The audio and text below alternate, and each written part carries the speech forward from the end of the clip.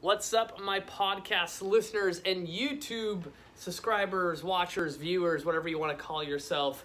I'm your host, Rafael Matuszewski, and this is part 2 of our programming for fat loss, becoming an ironclad body. Selfish plug once again for my new book coming out hopefully this summer if I can get my shit together. And we are going to pick up where we left off, where I saved our program that I would literally give to any client that walks through the door, and we kind of did a baseline on what I would give to someone who didn't really have any kind of major issues or any kind of major injuries or any kind of contradictions that they shouldn't be training. So today I'm going to show you how I'm going to progress this individual, and if we have time, I'll show you kind of the next foundational progressions that everyone should be doing, and where maybe even like a lateralization might come into play, which is basically a progressed exercise, but maybe 2 exercises might be around the same difficulty, and that would be called like a lateralization. So let's kind of go over what we did last time. So we broke up into 3 different sets, and I know my ring light thing like looks like a fucking flying donut right now on the board, but writing up top, which is very hard to see, what we have is a dead bug and a half kneeling anti-rotation press, and then the second set we're going into a hip hinge with TRX rows, and then the last set we're going into a single arm dumbbell floor press with a glute bridge, and then we have split squats, and then we have the cable rope face pull. Now I'm going to show you now, while writing over there, what we are going to progress this individual to. And the nice thing is that my ring light is not on the side that we're going to be what am I doing? On the side that we're going to be throwing in the exercises, and hopefully my board doesn't fall over and be super embarrassing. So how I'm going to progress the dead bug, I want to add some sort of like external load to it. So where I usually go to, one, piggyback off of the the pattern, I want to add a little bit more tension to it, a little bit more stability to it, whatever word you want to use. And simply what I'm going to do is a band resisted dead bug. So how I do this, I will take a standard super band or assisted pull-up band, whatever you want to call it, and loop it around like a squat rack, cable machine, pillar, whatever it is, and have the individual almost like in a pullover position where they're, one, getting a little bit of serratus anterior activity, a little bit of core engagement, and constant tension to learn again. Once again, remember when we looked at all of these, they kind of paint the bigger picture of what we need to work on, and a lot of them repeat the same concept. So if I want this individual to learn how to deadlift properly, my dead bug is my first kind of line of defense of teaching them intra-abdominal pressure. Now I need to enhance that, kind of magnify it at a larger scale, because when we get into heavier loads, if I haven't taught the person how to create that tension that's going to help protect their spine, then I'm kind of fucked. So if I have a band-resisted dead bug where I have constant tension in it, and I'm still kind of piggybacking off the previous exercise. So again, all of this would be done for 4 weeks, and maybe I'll write that up top here. 4 weeks. And that's how I kind of program, is each phase is 4 weeks. That was a terrible line, by the way. And I want to piggyback off those exercises that I've already started with, and in that case, it's just a small little change. So now I'm not teaching that person a brand new movement and kind of start from square one. In this case, it's like you already have the foundational movement. Now let's add a little bit more to it, a little bit more complexity to it, right? It's just like you learning your ABCs, and now let's put, 3 letters together to make a word. So now moving on to the half kneel anti-rotation press, what I like to do in this situation is, again, stay in a half kneeling position and do a cable lift. So if you are familiar with Gray Cook and the FMS model, the biggest thing that they kind of prescribe is chops and lifts. And a lift is simply getting into the half kneel position. I can either just take the cable handle or the rope attachment and go from my hip chest to a 45. And now I'm still working my hip stability, core stability, but now going on more so a, diagonal pattern where we're gonna slowly start transitioning to more rotational stuff, which is going to come up later in our programming. So now I basically took the first 2 exercises, learned the foundational patterns of both of them, and now just added a little bit more to it, right? I've built the foundation on the patterns, and now let's challenge them. And same kind of rule applies. Let's do 2 to 3 sets, 8 to 10 each. Like, it doesn't have to be rocket science. And then we're gonna move into this next set. So if you can't see it from home, we have the hip hinge and TRX rows.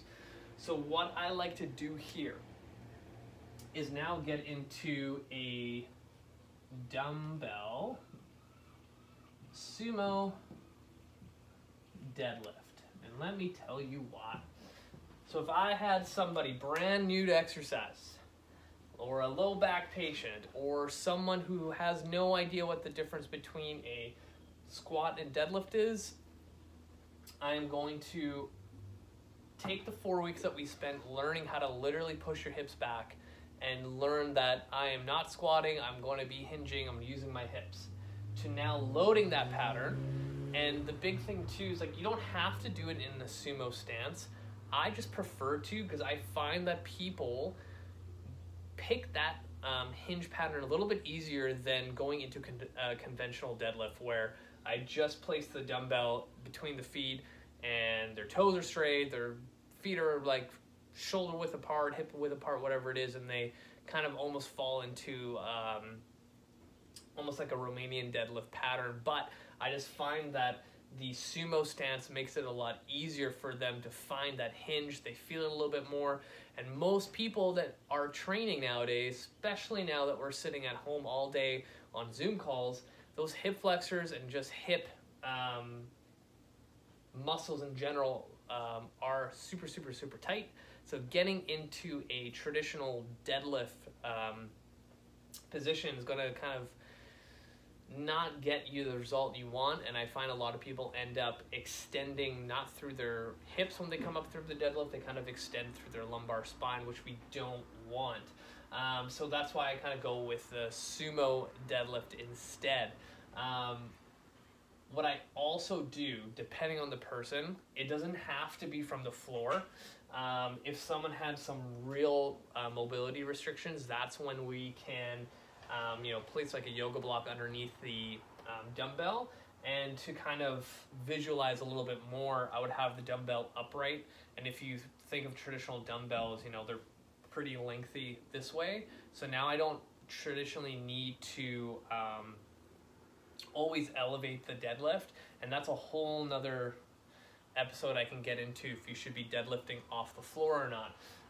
But in this case, the dumbbell sumo deadlift tends to work really, really well. If you have a lot of mobility restrictions, that's when I would elevate it. And then with the TRX rows, I honestly keep it the same.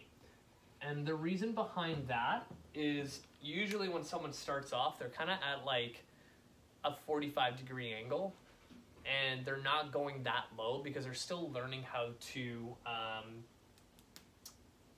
do the movement and kind of figure out how I'm supposed to pull my body up towards the handles and back down. So I do this another 4 weeks, but now what I tell them to do is, like, I want you to do as many reps as possible. If you get to 12, you're not low enough. So then they kind of learn how to self-regulate that way. And what happens is they end up going to a point, like a depth, where they're only getting like 6 to 8. And that's where I see most change, is when they finally find that feeling of like, that's how it's supposed to feel when I'm working. And I feel like a lot of people don't ever get that right off the bat. They kind of just move through the motions and kind of stay where they feel comfortable. And it's kind of a way to introduce being uncomfortable in a training session. Because when I start in those first 4 weeks, you know, some people break a sweat, but they're not like huffing and puffing and dying or like pushing themselves, because they don't know how to do that yet. And this is kind of an intro how to do that. And, you know, one of the safest ways is to do it by pulling your own body weight, at least in my opinion, like using an exercise like the TRX row. And then depending on the person, because I look at this section kind of as like the meat and potatoes of your programming. This is kind of like the most important section. So here I would actually do anywhere from like 3 to 5 rounds, or 5 sets, and that was a terrible 5. Again, always dependent on the person, where they're at. Traditionally, like, I haven't had a person who started their 5th week with me and they're doing 5 rounds. They're usually doing just 3 to 4. So now let's go into this next section, the single arm dumbbell floor press with glute bridge. Now, depending on the person, I like to keep this as is. So if I had to do this, I would do another 4 weeks of it. And let me tell you why. Usually with a brand new person, they haven't still figured out like what their weight is to be a challenging weight just yet. It's kind of like the TRX row. Now that they have the movement pattern, now they can challenge it a little bit more.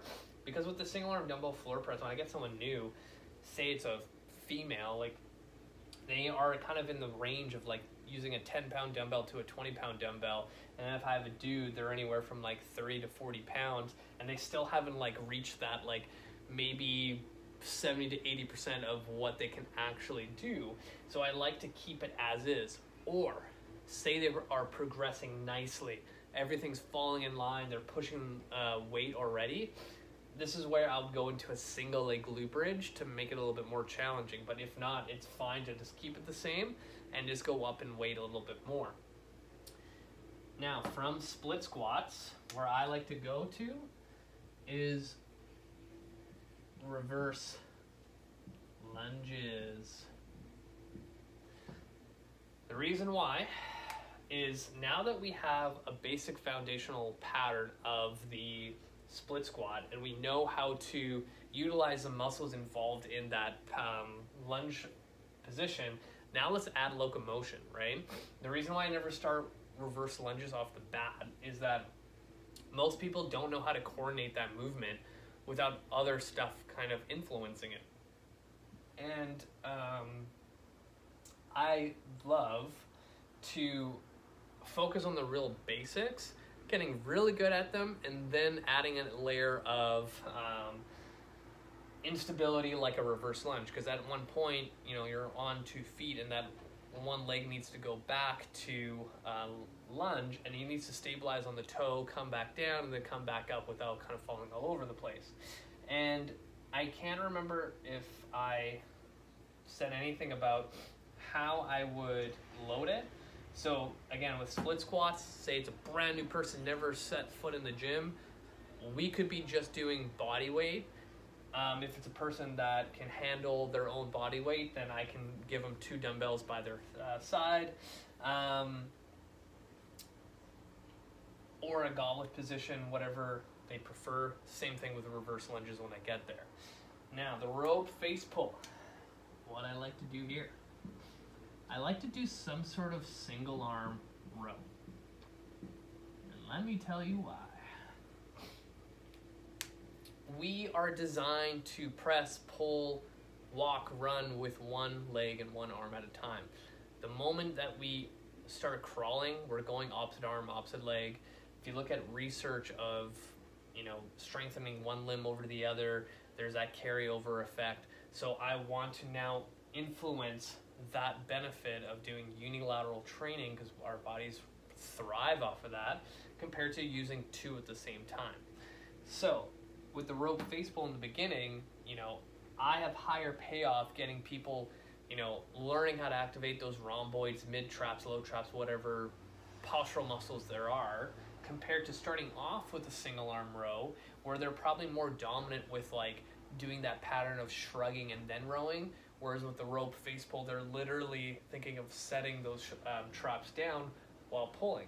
Now let's go challenge it with some sort of single arm row variation. So I can be a dumbbell row, a cable single arm row, and usually depending on the person, if I do a dumbbell row and I see a lot of this shrugging motion and I can't correct it and say next week I can't correct it, that's where I would go back to say a half kneeling position with a cable row.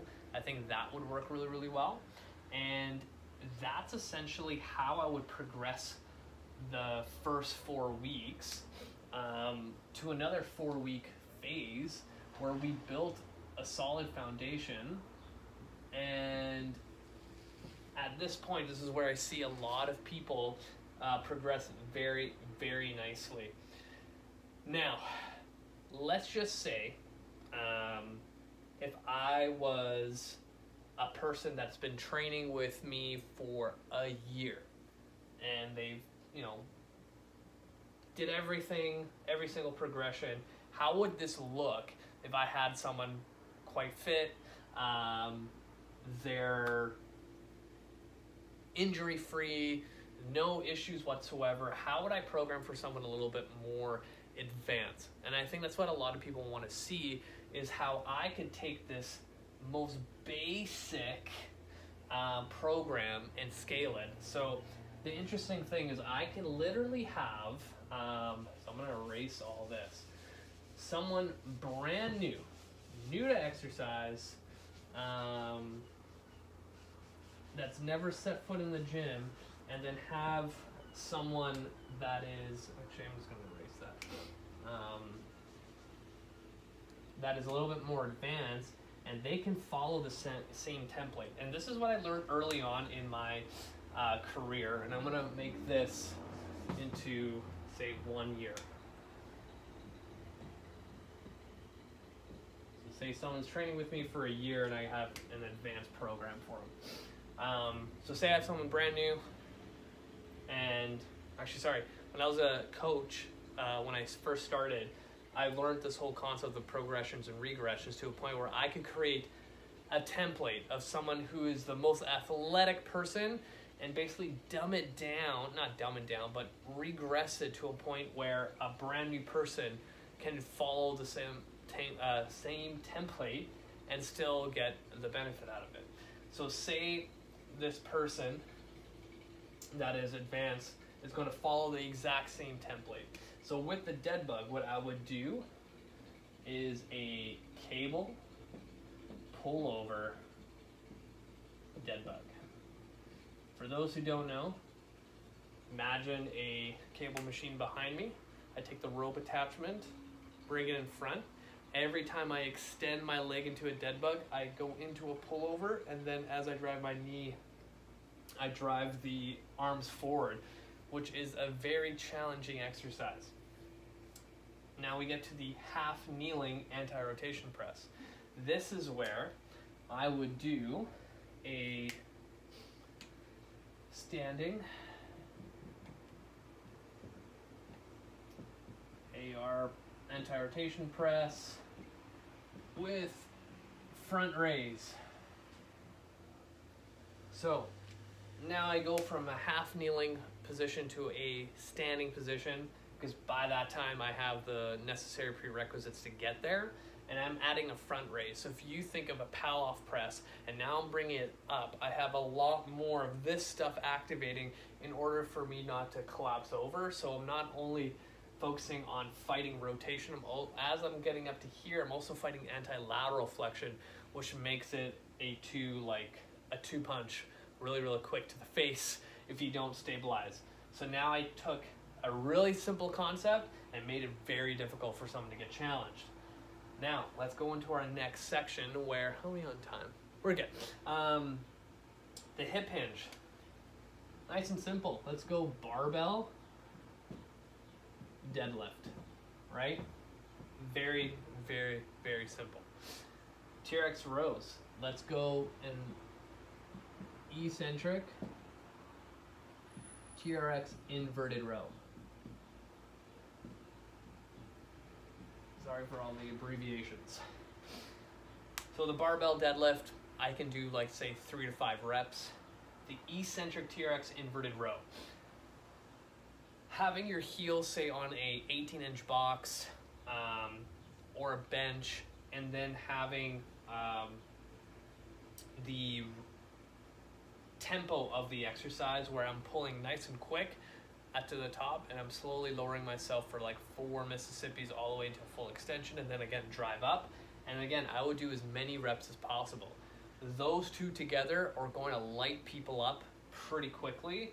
And then that's a whole nother thing that we didn't even get into, is that when I have a brand new person going through here, we don't really rest because there's not enough stuff taxing enough to make you feel like, oh shit, I need to take a breather. It's very like, I'm gonna go back to back all the way through and finish the hour. Whereas by the time I get here, you're gonna wanna take at least 30 seconds between, and especially here if you're loading the deadlift enough and doing max reps on the TRX inverted row, you're gonna wanna take at least 2 minutes, and that's where we're actually challenging our body. And that's kind of similar to that example I had earlier about, you know, my next phase, taking just a typical TRX row and getting the person to do as many reps as possible to feel how it is to be working at a rate where you're actually pushing yourself a little bit. So this whole phase is actually pushing that person to, you know, not failure, but near failure. Now, let's look at the single arm dumbbell floor press. A simple thing that I can do here is a single arm bench press, but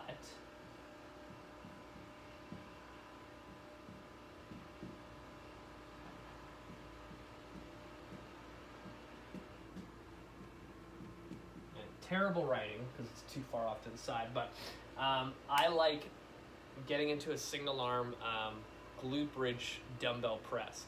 So imagine having the bench like traditionally behind you and lying on your back, but having only your shoulders on top. So similar to if you were doing a hip thrust, but you're on the edge of the bench where just your head is, and you're driving your hips up and back down like a hip thrust, but you're gonna stay up there the entire time, and then doing a dumbbell single arm press where you have to fight your body weight and the weight of the dumbbell falling off to the side. So you're challenging not only your glutes, but your whole freaking system. And that is a very challenging exercise. Split squats. Easy one to throw in to kill anybody is a rear foot elevated split squat.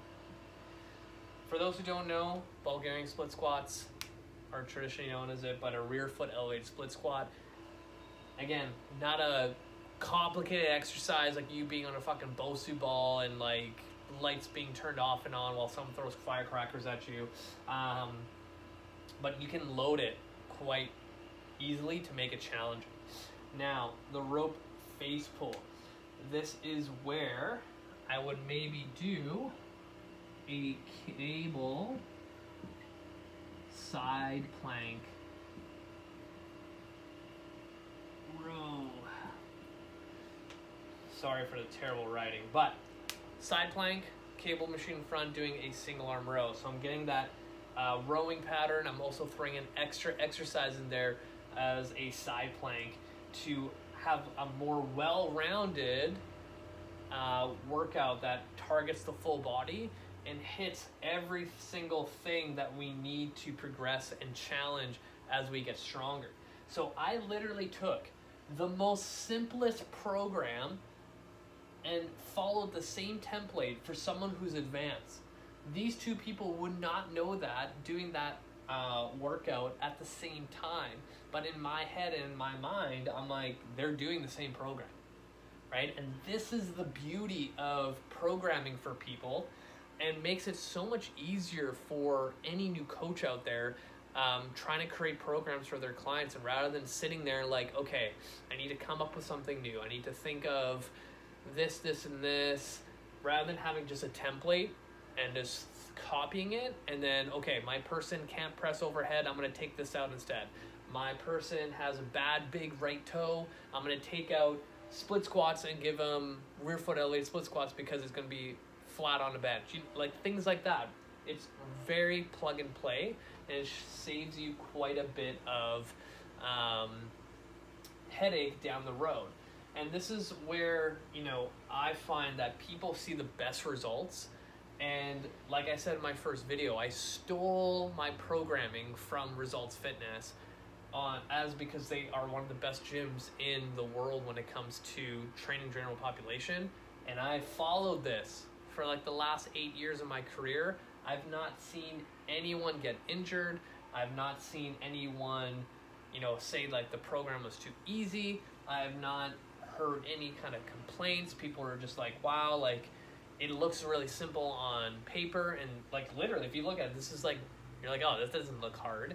But when you put into practice, knowing what the person needs, then they're gonna feel it in the hour, right? So again, if you're watching this at home and you do this program, maybe it's not gonna feel challenging to you, but if I took you through an assessment and then had to take this template, I could easily, you know, change it a little bit to make it more specific to you. This is just a general example.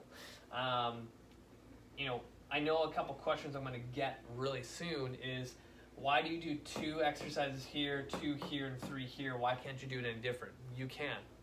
You can do 1 exercise in the beginning if you want, and then rest and then do it again.